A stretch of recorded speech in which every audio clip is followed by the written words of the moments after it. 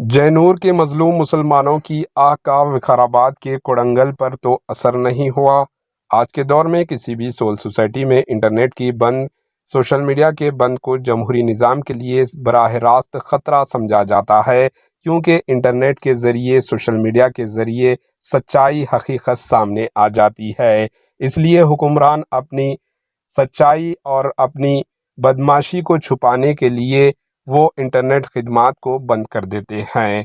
जब ये कश्मीर या किसी शुमाली रियासतों नॉर्थ में होता तो ये सुर्खी बन जाती थी। जब ये कि साउथ इंडिया तेलंगाना में होता है तो ये ज़्यादा से ज़्यादा खामोशी और खामोश किया जाता है।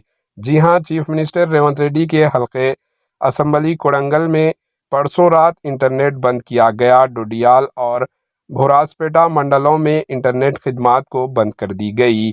आदिलाबाद के जैनूर मंडल में तो सितंबर 2 महीनों से मुसलमानों के कारोबार भी बंद है, वहां पर इंटरनेट सर्विस भी बंद की गई।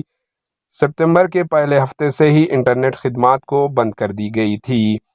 हल्के असम्बली कोड़ंगल में किसानों आने वाले फार्मासिटी के खिलाफ एहतजाज कर रहे हैं। हालांकि बीआरएस ने जगह फराहम की, फिर भी कांग्रेस हुकूमत किसानों की ज़मीन ले रही है। गांव वाले हथियार उठाए, हाथों में फतरे उठाए हुए बरहमी का इजहार कर रहे हैं। यहां तक कि विकाराबाद ज़िले कलेक्टर पर गांव वालों ने हमला कर दिया।